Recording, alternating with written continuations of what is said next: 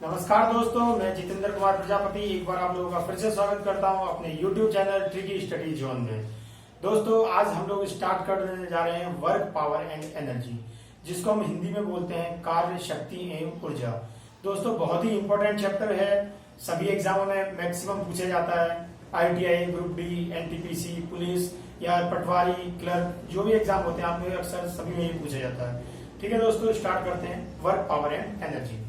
देखिए दोस्तों, आपका जो वर्क होता है वो होता है आपका फोर्स इंटू डिस्प्लेसमेंट। वर्क का फॉर्मूला है आपका फोर्स इंटू डिस्प्लेसमेंट।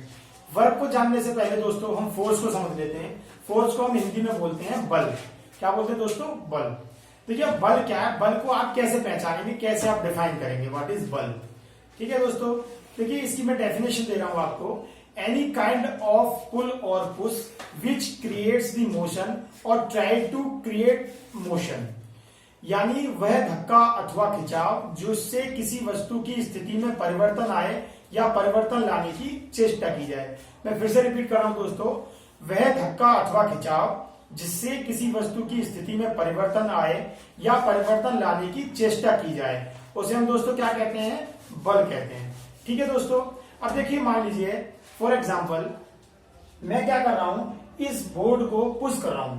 ठीक है दोस्तों, तो मैं इस पे एक क्या लगा रहा हूं, एक पुल लगा रहा हूं। ठीक है सर, पुल और पुश। लेकिन ये क्या है, मूव नहीं कर रहा है। ठीक है दोस्तों, अब ये मूव करे या ना करे वो दूसरी बात है, लेकिन मैंने इसको मूव कराने की चेष्टा की, कोशिश की, एफर्ट किया, तो मेरे द्वारा जो लगाया गया धक्का अथवा खिंचाव है वो बल कहलाएगा। दोस्तों उम्मीद करता हूं आपको बल की डेफिनेशन समझ में आ गई होगी।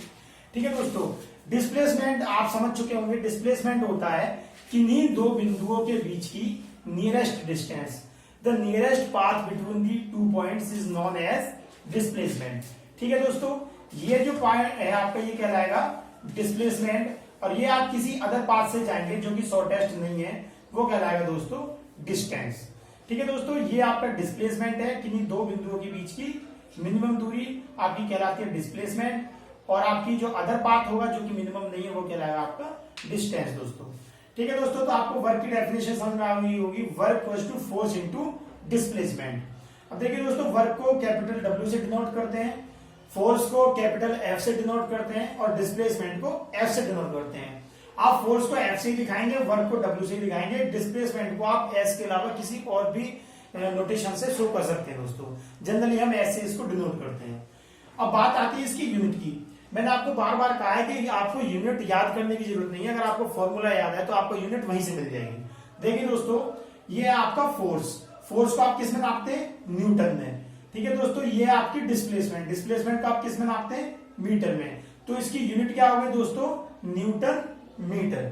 ठीक है दोस्तों, ये जो न्यूटन मीटर यूनिट है ये आपकी SI यूनिट या फिर MKS यूनिट है। दोस्तों मैंने आपको बताया SI मतलब इंटरनेशनल स्टैंडर्ड या स्टैंडर्ड ऑफ इंटरनेशनल, और आपका MKS होता है मीटर किलोग्राम सेकंड। एक सिस्टम होता है हमारा जिसमें वो मैंने आपको यूनिट चैप्टर में कराया दोस्तों।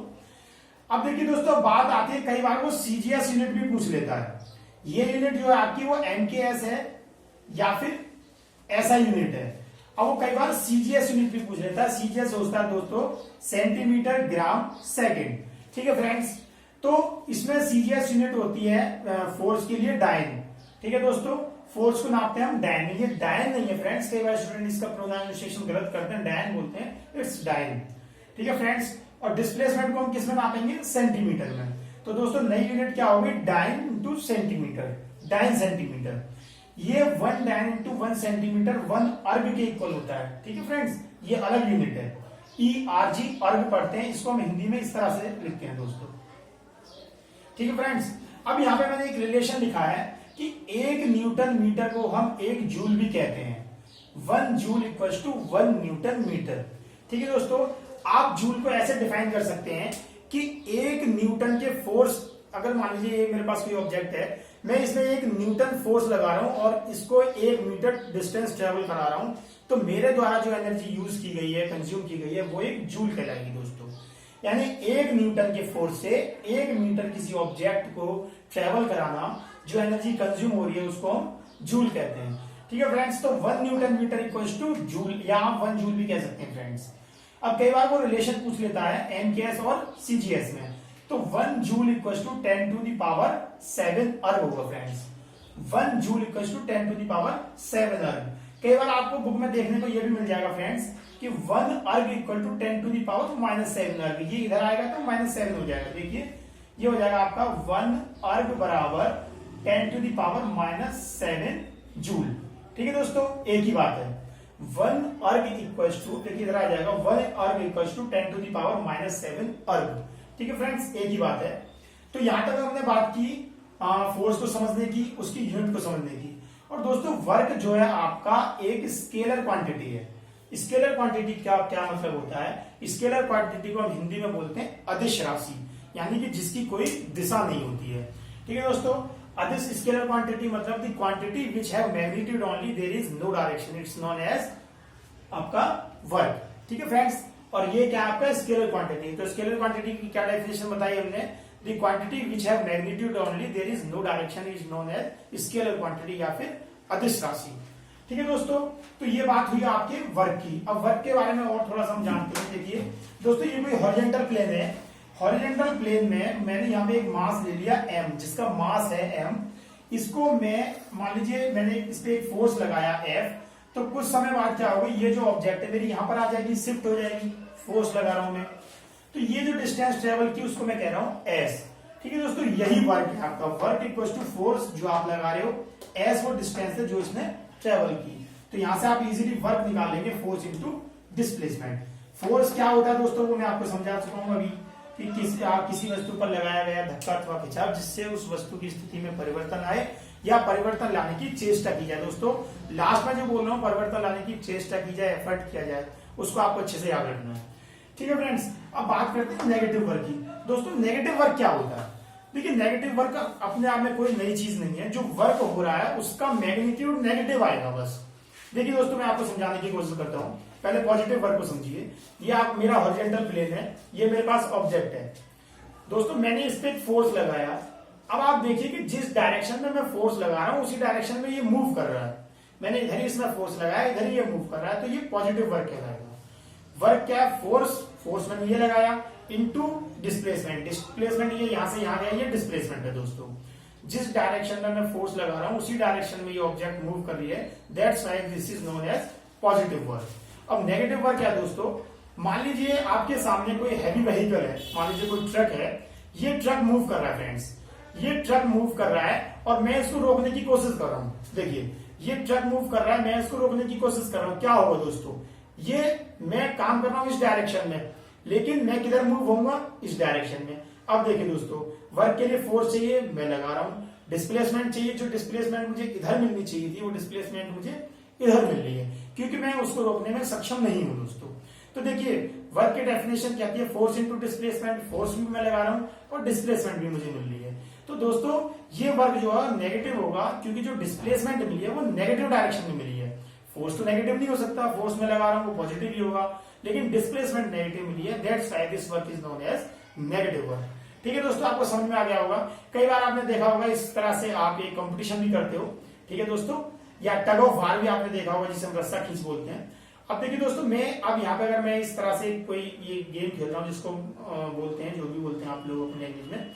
अब देखिए दोस्तों, अगर मैं इस हाथ से फोर्स लगा रहा हूँ और ये भी फोर्स लगा रहा है, तो कोई एक तो नेगेटिव वर्क कर रहा है ना। इसके लिए ये नेगेटिव वर्क है, इसके लिए नेगेटिव वर्क है। आशा करता हूँ दोस्तों समझ में आ गया होगा। मैं आगे बढ़ता हूँ। देखिए फ्रेंड्स, नेगेटिव वर्क की बात हो गई। अब देखिए फ्रेंड्स, ये आपका अगर मान लीजिए यहाँ पे तो जो फोर्स लग रहा था वो प्लेन के साथ ही लग रहा था। ये आपका प्लेन है, उसी के साथ में लग रहा था, यानी एंगल जो बन रहा था वो 0 डिग्री बन रहा था। अब मान लीजिए ये आपका हॉरिजॉन्टल प्लेन है। हॉरिजॉन्टल प्लेन मतलब क्षैतिज।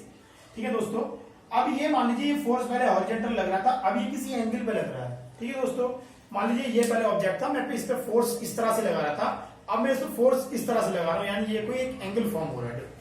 ठीक है दोस्तों, ये एंगल बन रहा है यहाँ पे। तो इस केस में आप वर्क कैसे कैलकुलेट करेंगे? वर्क होगा आपका फोर्स इंटू डिस्प्लेसमेंट। ठीक है दोस्तों, ये ऑब्जेक्ट कुछ टाइम बाद यहाँ आ जाएगी तो एक डिस्टेंस ट्रेवल होगी, जैसे यहाँ पे आपको एस मिली, और कॉस थीटा। दोस्तों थीटा क्या होगा? ये एंगल। मान लीजिए थीटा की वैल्यू 30 डिग्री है, तो आप यहाँ पे 30 पुट कर देंगे और जो भी वैल्यू आएगी आपकी वो यहाँ से कैलकुलेट होके आ जाएगी। ठीक है दोस्तों, देखिए मैं क्वेश्चन या न्यूमेरिकल कराने में आपका टाइम वेस्ट नहीं कर रहा हूँ, उसमें कुछ भी नहीं करना है आपको। वो आपसे इसकी वर्क पूछ लेगा, एफ और एस दे देगा, आपको दोनों को मल्टीप्लाई करना है सिंपली। उसी तरह से वर्क कैलकुलेट करवाएगा, आपको फोर्स दे देगा, एस दे देगा और कोई एक एंगल दे देगा, आप जस्ट उसकी वैल्यू पुट करनी है, आप आंसर अपना निकाल सकते हैं। आपको टेबल याद जरूर होनी चाहिए कि मान लीजिए थीटा की वैल्यू 30 दे रहा है, 60 दे रहा है, 45 दे रहा है, 90 दे रहा है, ठीक है दोस्तों। तो आपको वो वैल्यूज जो टेबल मैंने ट्रिग्नोमेट्री में कराई है, अगर आपने वो टेबल नहीं देखी है वीडियो तो उस वीडियो को देख लीजिएगा, उसमें टेबल मैंने आपको बहुत अच्छे से समझाई दोस्तों, ट्रिग्नोमेट्री पार्ट 2। ठीक है फ्रेंड्स, अब देखिए ये मेरी तरफ से यहाँ से आपका वर्क कंप्लीट हो चुका है। अब हम नेक्स्ट स्टार्ट करेंगे दोस्तों पावर। अब देखिए पावर को समझिए, पावर को हम हिंदी में बोलते हैं दोस्तों शक्ति। ठीक है फ्रेंड्स, पावर को हम बोलते हैं शक्ति। अब देखिए दोस्तों इसकी डेफिनेशन क्या होती है, power will be equals to work upon time, means आप कितना कार्य कर रहे हैं, कितने समय में कर रहे हैं दोस्तों, ठीक है, उसी को हम शक्ति कहते हैं। अब मान लीजिए आप क्लास में 20 ट्रेनीज हैं, अब तो सबकी शक्ति अलग अलग हो सकती है, कोई उस काम को बहुत कम समय में कर सकता है, कोई एवरेज टाइम ले लेगा, कोई उसको अधिक टाइम ले लेगा, तो यही आपकी शक्ति है, यही आपकी पावर है। तो power equals to work upon time. अब देखिए दोस्तों यहाँ से आपको ने यहाँ पे सीखा वर्क कैसे निकालते हैं, फोर्स इंटू डिस्प्लेसमेंट। यहां से देख लीजिए work equal to force into displacement, मैंने वर्क को रिप्लेस कर दिया फोर्स इंटू डिस्प्लेसमेंट से, और टाइम आपके फॉर्मूले में दोस्तों। अब आप जरा याद कीजिए, आपने जब ये चीज पढ़ी थी 4 बराबर दूरी बटे समय, आपने ये फॉर्मूला पढ़ा हुआ दोस्तों, आप स्क्रीनशॉट ले सकते हैं दोस्तों, मैं आगे इसकी करा रहा हूं। अब देखिए दोस्तों, आपने जब ये फॉर्मूला पढ़ा होगा, आपने स्क्रीनशॉट ले लिया होगा, मैं इसको समझाने के लिए इसको रब कर रहा हूं दोस्तों। देखिए जब आपने ये पढ़ा था एक फॉर्मूला 4 बराबर दूरी बटे समय, ये फॉर्मूला आपने सभी ने पढ़ा होगा दोस्तों। अब उसमें हम ये क्या कह सकते थे दोस्तों, अब हमें यहाँ क्या निकालनी है, वेलोसिटी। अब देखिए दोस्तों 4 में निकाल रहा हूं, अगर मैं यहां से वेग भी निकालूंगा तो वेग भी क्या निकलेगा, विस्थापन बटे समय, या आप डायरेक्ट ऐसे समझ लीजिए, वेलोसिटी का फॉर्मूला होता है दोस्तों, वेलोसिटी का फॉर्मूला होता है displacement upon time, displacement upon time, ये फॉर्मूला आपने पढ़ा होगा दोस्तों। वेलोसिटी होती है डिस्प्लेसमेंट अपॉन टाइम। अब देखिए आपको यहां से डिस्प्लेसमेंट और टाइम मिल गया है, अब ये डिस्प्लेसमेंट अपॉन टाइम जिसके इक्वल टू होगा दोस्तों वेलोसिटी के, तो डिस्प्लेसमेंट अपॉन टाइम को मैं किससे रिप्लेस कर सकता हूं, वेलोसिटी से फ्रेंड्स। अब यहां से मुझे पावर जो है, जिसको मैं पी से डिनोट करता हूं, पावर यहां से मुझे क्या मिल चुकी है, फोर्स इंटू वेलोसिटी। ठीक है दोस्तों, फोर्स इंटू वेलोसिटी, तो ये डब्ल्यू नहीं है दोस्तों, ये आपका पी है। पी क्या है दोस्तों, आपकी पावर। ठीक है फ्रेंड्स, तो यहां से आप देखिए पावर क्या मिल गई है आपको, पावर मिल गई है फोर्स इंटू वेलोसिटी। ठीक है दोस्तों, इसी को मैं कंटिन्यू कर रहा हूं। देखिए अब हम इसकी बात कर रहे हैं दोस्तों यूनिट की, आपने स्क्रीनशॉट ले लिया, मैं इसको रब कर रहा हूं। देखिए दोस्तों अभी हम बात कर रहे हैं, किसकी बात कर रहे हैं दोस्तों, अभी हम बात कर रहे हैं इसकी पावर की। तो पावर की यूनिट देखिए जरा आप, पावर की जब हम यूनिट की बात करते हैं, यूनिट ऑफ पावर, ठीक है फ्रेंड्स, यूनिट की पावर देखिए दोस्तों आप यहां से भी निकाल सकते हैं। वर्क को आप किसमें दोस्तों मेजर करेंगे, जूल में। ठीक है फ्रेंड्स, देखिए पावर वर्क को आपने किसमें मेजर किया, जूल में। देखिए फ्रेंड्स यहाँ पे आपने देख लिया होगा, न्यूटन मीटर में आप कह सकते हो, न्यूटन मीटर, या अगर मैं इस ये यूनिट लिख देता हूं न्यूटन मीटर। देखिए जरा वर्क को आप किसमें मेजर करेंगे, न्यूटन मीटर में, और टाइम को सेकंड में। ठीक है दोस्तों, अब आपने मीटर प्रति सेकंड में, आप इसकी यूनिट ये भी लिख सकते हैं, क्या हो जाएगी दोस्तों, न्यूटन मीटर प्रति सेकंड। एक तो ये यूनिट हो जाएगी फ्रेंड्स आपकी। ठीक है फ्रेंड्स, और इसकी एक यूनिट होती है वाट। ठीक है फ्रेंड्स, इसकी यूनिट क्या होती है, वाट। और समझिए दोस्तों, एक न्यूटन मीटर को हमने यहां से क्या सीखा, जूल, तो मैं इसको क्या कह सकता हूं दोस्तों, जूल प्रति सेकंड। समझ में आ रहा होगा दोस्तों। देखिए फिर से समझ लीजिए, आपने यहाँ पे आपने वर्क की यूनिट क्या बताई, यहां से वर्क की यूनिट हमने सीखी यहां से फ्रेंड्स कि न्यूटन मीटर होती है, क्योंकि फोर्स को नापते हैं न्यूटन में और डिस्टेंस को, डिस्प्लेसमेंट को नापते हैं मीटर में। तो न्यूटन मीटर इसकी यूनिट आ जाएगी वर्क की जगह पे, और टाइम को किसमें नापते हैं दोस्तों, सेकंड में। ये सेकंड है, याद रहे। अब देखिए दोस्तों न्यूटन मीटर, न्यूटन मीटर को हमने किसके इक्वल बताया, जूल के, तो जूल प्रति सेकंड भी क्या हो गई आपकी यूनिट हो गई किसकी, पावर की दोस्तों। और ये जूल प्रति सेकंड ये आपका क्या कहलाता है फ्रेंड्स, वाट कहलाता है। अब देखिए वाट आपने देखा होगा फ्रेंड्स, एक देखिए दोस्तों पहले आप रिलेशन देख लीजिए, एक एचपी जो होता है जिसको हम कहते हैं हॉर्स पावर, ये क्या friends, horse power, horse power, या फिर हम इसको बोलते हैं अश्व शक्ति, अश्व शक्ति। दोस्तों ये प्रैक्टिकल यूनिट है, वाट जो है प्रैक्टिकल यूनिट है जो जनरली हम डेली लाइफ में यूज करते हैं। तो 1 HP इक्वल्स टू, देखिए अब यहां से रिलेशन देख लीजिए, 1 HP, मैंने आपको बताया कि HP दो तरह के होते हैं, एक होता है आपका मैट्रिक, तो 1 मैट्रिक इक्वल टू 735.5 वॉट। ठीक है फ्रेंड्स, एक जो हॉर्स पावर होता है वो मैट्रिक के केस में 735.5 वाट के बराबर होता है दोस्तों। ठीक है फ्रेंड्स, अब एक एचपी आपका कितने वाट के बराबर हो गया, 735.5 के। अब ये तो हो गया मैट्रिक। अब आपका एचपी जो होता है दोस्तों वो आपका ब्रिटिश में भी होता है। ये सारी चीजें मैंने आपको फर्स्ट यूनिट में करा रखी है, जिसका नाम ही यूनिट एंड मेजरमेंट है। तो 1 HP will be equal to, in case of British it will be equal to the 746 watt. ठीक है फ्रेंड्स, तो ये क्या हो गया आपकी 746 वॉट के बराबर हो जाएगी दोस्तों। ठीक है, अब देखिए दोस्तों, ये मैंने आपको बताया कि यही आपका क्या है, वाट है, यानी कि 1 जूल कार्य करना 1 सेकंड के अंदर क्या कहलाता है, आपका वाट कहलाता है फ्रेंड्स। तो ये हम किसकी बात कर रहे हैं, सारी की सारी हम ये बात कर रहे हैं किसके बारे में, ये बात कर रहे हैं दोस्तों हम सारी पावर के बारे में। तो पावर आपको समझ में आ रही होगी दोस्तों। देखिए हमने बात की वर्क की, हमने बात की पावर की, अब हमें किसकी बात करनी है, एनर्जी की। एनर्जी क्या है दोस्तों, अब हम एनर्जी की बात करते हैं। एनर्जी को समझिए, आप इसका स्क्रीनशॉट ले लीजिए, मैं इसको रब करने जा रहा हूं। अब हम दोस्तों एनर्जी को समझते हैं। देखिए एनर्जी क्या है दोस्तों, एनर्जी की डेफिनेशन आपने बचपन में पढ़ी होगी कि कार्य करने की क्षमता को हम क्या कहते हैं, ऊर्जा कहते हैं दोस्तों। कार्य करने की क्षमता को हम क्या कहते हैं, ऊर्जा। ठीक है दोस्तों, बस वही एनर्जी है जो आपने बचपन में पढ़ी है, छोटी क्लास में पढ़ी है, बाकी नया कुछ नहीं है। मैं बस थोड़ा सा इसको आपको रिकॉल करा देता हूं, आप समझिए जरा कि ये क्या है आपका एनर्जी। ठीक है फ्रेंड्स, एनर्जी को स्टार्ट करने से पहले पावर को थोड़ा सा और देख लेते हैं। एक बहुत ही इंपॉर्टेंट इसका टॉपिक जो कि बहुत ज्यादा पूछा जाता है दोस्तों। देखिए इसमें क्या है फ्रेंड्स, ये आपकी indicated horse power. Indicated horse power का मतलब क्या है कि जो आपकी हॉर्स पावर या जो जनरेट हो रही है। ठीक है फ्रेंड्स, इंडिकेटेड हॉर्स पावर को शॉर्ट में हम दिखाते हैं IHP से फ्रेंड्स। ठीक है, IHP इंडिकेटेड हॉर्स पावर का मतलब है कि वह पावर जो किसी इंजन के अंदर जनरेट हो रही है, वह पावर जो किसी इंजन के अंदर जनरेट हो रही है वो क्या है, इंडिकेटेड हॉर्स पावर। ठीक है दोस्तों, अब किसी इंजन के अंदर एनर्जी मान लीजिए जनरेट हो रही है तो वो क्या होगी दोस्तों, लॉसेस भी होगा। फ्रेंड्स जो आपके ऑटोमोबाइल्स होते हैं, जो आपने देखा होगा कि आप सीसी में बात करते हो उसको, तो उसकी एनर्जी को हम क्या है, एचपी में भी नाम लेते हैं उसकी पावर को। तो वहां पर क्या है, एनर्जी आपकी लॉसेस भी होती है, ब्रेक में लॉसेस होती है, और भी आपके बहुत सारे रीजन होते हैं जहां पे एनर्जी आपकी लॉस होती है। ठीक है फ्रेंड्स, अब ये क्या, break horse power. Break horse power जिसको हम शॉर्ट में बोलते हैं बीएचपी। बीएचपी कैसे निकलती है दोस्तों, ये एक्चुअल पावर है जो आपकी पिस्टन पे जा रही है। इंडिकेटेड हॉर्स पावर जो आपकी जनरेट हो रही है, और ब्रेक हॉर्स पावर क्या है आपकी, वो पावर जो आपको पिस्टन को मिल रही है। तो वो क्या होगी दोस्तों, indicated horse power minus losses, यानी कि जो टोटल एनर्जी जनरेट हो रही है और उसमें से कितना लॉसेस हो रहे हैं, तो वो कहलाएगी आपकी बीएचपी। बीएचपी मतलब ब्रेक हॉर्स पावर। ठीक है दोस्तों, मैकेनिकल एफिशिएंसी को समझिए। मैकेनिकल एफिशिएंसी मतलब कि यांत्रिक दक्षता। ठीक है दोस्तों, इसको हम बोलते हैं यांत्रिक दक्षता, जिसको हम इस सिंबल से दिखाते हैं। इस सिंबल को हम बोलते हैं ईटा। ठीक है दोस्तों, ETA, ईटा, ये मैकेनिकल एफिशिएंसी को शो करता है। वो कैसे निकलेगी दोस्तों, बीएचपी जो आपने यहां पे देखी, break horse power, break horse power आपको निकालनी पड़ेगी पहले, IHP माइनस लॉसेस। दोस्तों मैं आपको न्यूमेरिकल नहीं करा रहा हूं क्योंकि उसमें टाइम वेस्ट होगा, आप थ्योरी समझ लीजिए, फंडामेंटल समझ लीजिए, ये आपको समझ में आ जाएंगे तो आप कोई भी क्वेश्चन इजीली कर सकते हैं दोस्तों। ठीक है, BHP कैसे निकलेगा आपका, IHP माइनस लॉसेस, वो आपका BHP हो जाएगा divided by IHP, indicated horse power into 100।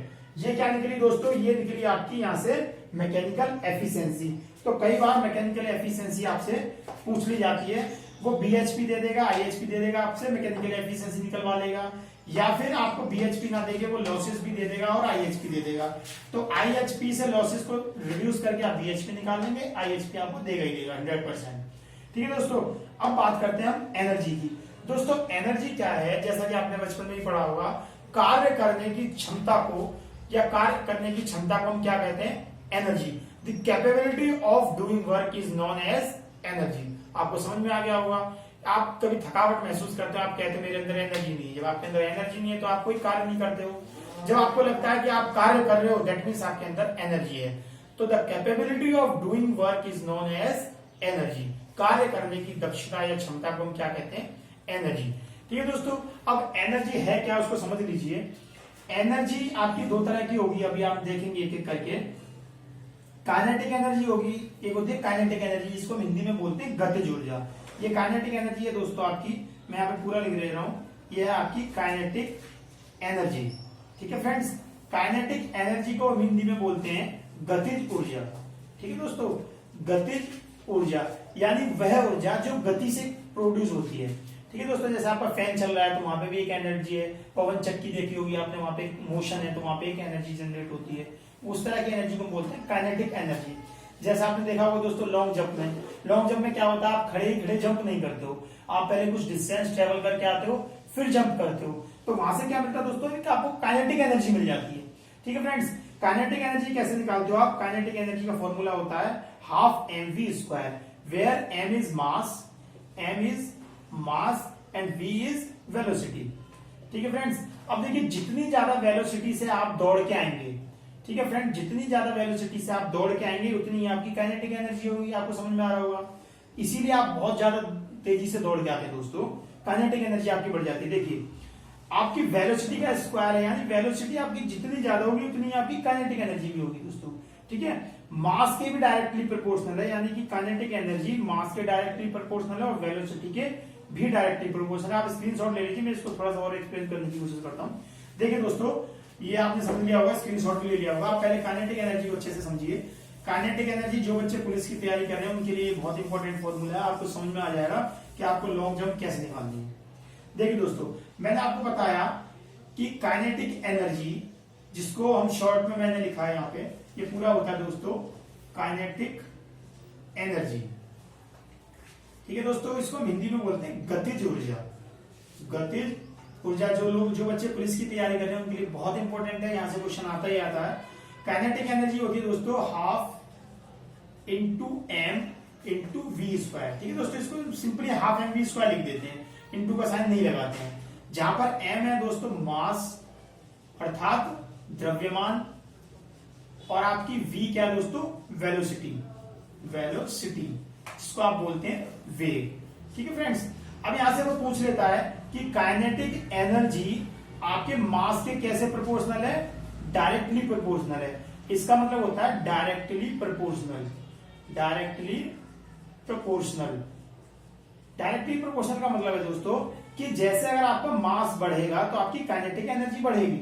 आप देखिए दोस्तों, मैं इस ढक्कन को फेंकता हूं, अगर इसमें ढक्कन को फेंकता हूं तो ये कम दूरी तक जाएगा। क्यों दोस्तों? क्योंकि इसका मास कम है, इसलिए ये कम डिस्टेंस ट्रेवल करेगा। अगर मैं अब इस मार्कर को फेंकता हूं तो ये ज्यादा डिस्टेंस ट्रेवल करेगा। क्यों? क्योंकि इसके अंदर मास ज्यादा है। जब इसके अंदर मास ज्यादा है तो यहाँ से काइनेटिक एनर्जी ज्यादा जनरेट होगी।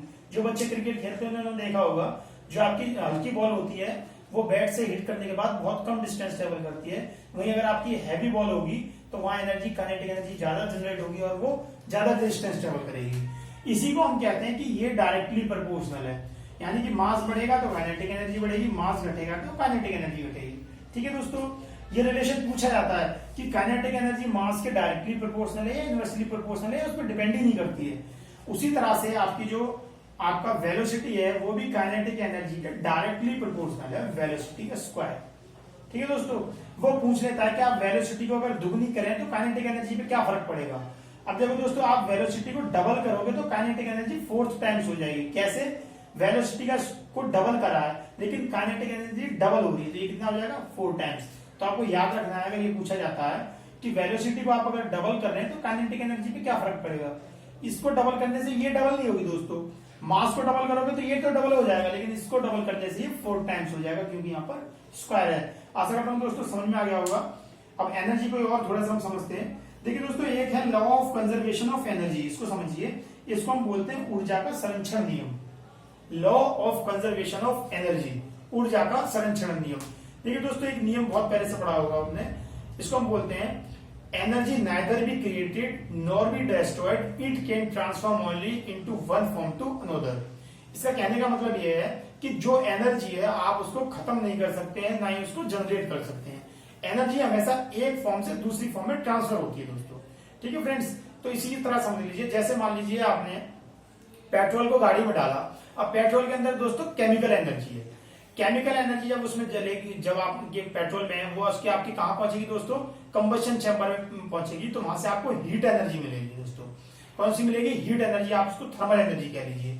तो आपकी केमिकल एनर्जी किसमें कन्वर्ट हुई? हीट एनर्जी में, या फिर आपकी थर्मल एनर्जी में। उसके बाद दोस्तों जब वो जनरेट हुई तो आपकी वहां पे मोशन मिलेगी इंजन को, तो अब वो कौन सी होगी दोस्तों? Kinetic energy. अब काइनेटिक एनर्जी के बाद आप ब्रेक लगाओगे तो फिर से वहां हीट एनर्जी जनरेट होगी। तो इस तरह से आपने क्या देखा कि जो एनर्जी है वो आपकी ना तो क्रिएट हो रही है ना वो डिस्ट्रॉय हो रही है, वो एक फॉर्म से दूसरी फॉर्म में कन्वर्ट होती जाती है, वो चेंज होती जाती है दोस्तों। दूसरे एग्जांपल से मैं आपको समझाने की कोशिश करता हूं। जैसे डैम में देखिए वाटर स्टोर है, तो उसके अंदर कौन सी एक स्टैटिक एनर्जी है दोस्तों, स्थितिज ऊर्जा है। अब वो क्या होती है? आपके चैनल्स के थ्रू आती है टरबाइन पे, टरबाइन रोटेट होता है, तो आपकी जो स्थितिज ऊर्जा आती है वो काइनेटिक एनर्जी में आई, वहां से टरबाइन रोट होगा, इलेक्ट्रिसिटी जनरेट होगी, तो अब वो आपकी इलेक्ट्रिसिटी में आपकी कन्वर्ट होगी, वो एनर्जी फिर आपके घरों में आएगी, तो वहां पे आपके इस तरह से उसका रूपांतरण होता जाएगा, ट्रांसफर होता जाएगा। तो इसको हम बोलते हैं law of conservation of energy, मतलब कि एनर्जी आपकी ट्रांसफर होती है हमेशा, कभी जनरेट और डिस्ट्रॉय नहीं होती है दोस्तों। और इसको समझिए आप, एनर्जी को मैं और एक्सप्लेन कर रहा हूं दोस्तों। देखिए आप स्क्रीनशॉट लेना चाहें स्क्रीनशॉट ले लीजिए ताकि आप समझ सकें। अब देखिए दोस्तों, एनर्जी में हम समझते हैं पोटेंशियल एनर्जी। पोटेंशियल एनर्जी का बहुत इंपॉर्टेंट रोल है, बहुत ज्यादा पूछी जाती है दोस्तों। देखिए दोस्तों, इस जो मैं आपको चैप्टर करा रहा हूं ना, इसके अंदर काफी कुछ है। आप ये मत सोचिएगा कि सर ने ये टॉपिक छोड़ दिया। मैं दोस्तों वो टॉपिक आपसे डिस्कस कर रहा हूं जो जिनसे मैक्सिमम क्वेश्चन बनता है दोस्तों। बाकी की चीजें तो हम खुद से भी पढ़ सकते हैं, या मैं आपको बाद में भी करा दूंगा। पहले मैं वो टॉपिक करा रहा हूँ, वो चीज करा रहा हूँ जहां से मैक्सिमम क्वेश्चन बनता है। अब देखिए दोस्तों, हम बात करते हैं पोटेंशियल एनर्जी की। पोटेंशियल एनर्जी, देखिए दोस्तों, पोटेंशियल एनर्जी को हम पीई से डिनोट करते हैं, ठीक है दोस्तों। और पोटेंशियल एनर्जी होती है mgh, ठीक है फ्रेंड्स। अब यहाँ पे देखिए m जो है वो आपका मास है, जिसे आप द्रव्यमान बोलते हैं। g आपका एक्सीलरेशन ड्यू टू ग्रेविटी है, जिसकी वैल्यू कितनी होती है? 9.81 मीटर प्रति सेकंड स्क्वायर। याद रहे, ये यूनिट आपको जरूर याद रखनी है। कई बार वो क्वेश्चन दे देता है कि g की वैल्यू कितनी है, और चारों ऑप्शन में 9.81 ही रहेगा, यूनिट चेंज रहेगी। मान लीजिए आपको एक ऑप्शन ये दे दिया, दूसरा भी 9.81 दे दिया यूनिट, तीसरी कुछ और दे दी, यहाँ पे भी 9.81 यूनिट कुछ और, तब वहां पे आप कंफ्यूज हो जाएंगे। बच्चों को ये वैल्यू तो याद रहती है, लेकिन जनरली वो यूनिट भूल जाते हैं दोस्तों, तो आपको यूनिट याद रखनी है, ठीक है फ्रेंड्स। तो जी क्या है आपकी? जी है आपकी acceleration due to gravity, acceleration due to gravity, जिसकी यूनिट होती है दोस्तों 9.81 मीटर प्रति सेकंड स्क्वायर। विद यूनिट याद रखिए। एच है आपकी हाइट, एच है आपकी हाइट, ठीक है दोस्तों। अब पोटेंशियल एनर्जी को समझिए। पोटेंशियल एनर्जी एक तरह से आपकी स्टोर्ड एनर्जी है जो किसी हाइट पर है, ठीक है फ्रेंड्स। अब देखिए, समझने की कोशिश कीजिए उसको। मान लीजिए ये आपकी कोई मीनार है, आपका कोई छत है, आपको यहां से जंप करना है दोस्तों, आपको यहां पे आना है नीचे। अब देखिए, आपके अंदर जो स्थितिज ऊर्जा है, जो आपके अंदर स्टोर्ड एनर्जी है, वो किस किस पे डिपेंड कर रही है फ्रेंड्स? देखिए, इस हाइट पे डिपेंड कर रही है। जितनी आप हाइट से जंप करेंगे उतनी ही एनर्जी के साथ आप नीचे आएंगे, ठीक है दोस्तों। समझ में आ रही होगी आपको कि जितनी ज्यादा हाइट होगी उतनी ही एनर्जी के साथ आप नीचे आएंगे। यानी कि यहां से मैं अगर इस फॉर्मूले को ये लिखूं कि potential energy equal to mgh, तो आप देखिए कि ये पोटेंशियल एनर्जी किस किस पर डिपेंड है दोस्तों? h पे डिपेंड है। आप जितनी ज्यादा हाइट से आएंगे उतनी ज्यादा आपके अंदर पोटेंशियल एनर्जी आएगी। इस टाइम नीचे आते समय आप समझ रहे होंगे दोस्तों। उसके बाद देखिए, जी पे तो डिपेंड है, जी तो दोस्तों आपका कांस्टेंट है, जी पे डिपेंड है। उसके साथ साथ आपकी मास पे भी डिपेंड है। आप मान लीजिए इस साइज के हैं तो आपकी एनर्जी ये होगी, अगर दोस्तों आप इस साइज के हैं तो आपकी एनर्जी और बहुत ज्यादा होगी। यानी कि जितना ज्यादा मास होगा उतनी ही ज्यादा आपकी अंदर एनर्जी होगी, और वही आपकी पोटेंशियल एनर्जी कहलाएगी दोस्तों। तो यहाँ पे क्वेश्चन आता है कि पोटेंशियल एनर्जी किस किस पर डिपेंड है? एम पे डिपेंड है, जी पे डिपेंड है, या एच पे डिपेंड है, या उपरोक्त सभी? तो आपको आंसर क्या टिक करना है? उपरोक्त सभी। पोटेंशियल एनर्जी एम पर डिपेंड है, जी पर डिपेंड है, और एच पे डिपेंड है, तो आपके तीनों पे डिपेंड है। तो आपका ऑप्शन क्या हो जाएगा? उपरोक्त सभी। वो पूछेगा डायरेक्टली प्रोपोर्शनल है या इनवर्सली प्रोपोर्शनल है, तो आपको दिख रहा है कि सब कुछ डायरेक्टली प्रोपोर्शनल है, क्योंकि इसके साथ में कोई चीज न्यूमरेटर में होती है ना दोस्तों, तो वो क्या हो जाती है आपकी, जो नीचे होती है हर की जगह, वो हो जाती है आपकी इनवर्सली प्रोपोर्शनल, ठीक है दोस्तों। तो उम्मीद करता हूं आपको ये समझ में आया होगा दोस्तों। इसकी एनर्जी की यूनिट भी सेम होती है आपकी, जूल में आप इसको मेजर करते हैं, ठीक है दोस्तों। तो मैं इस चैप्टर को यहीं पे क्लोज करता हूँ दोस्तों। अगर आपको मेरी क्लास मेरे लेक्चर समझ में आ रहा है तो आपसे रिक्वेस्ट करूंगा आप मेरे चैनल को लाइक कीजिए, सब्सक्राइब कीजिए, शेयर कीजिए और दोस्तों अपने दोस्तों तक इसको भेजिए और उन ग्रुप में शेयर कीजिए जो स्टडी रिलेटेड ग्रुप है दोस्तों। ये दोस्तों बेल आइकन को प्रेस कर लीजिएगा जिससे नोटिफिकेशन आपको तुरंत मिलता रहे। जय हिंद, जय भारत।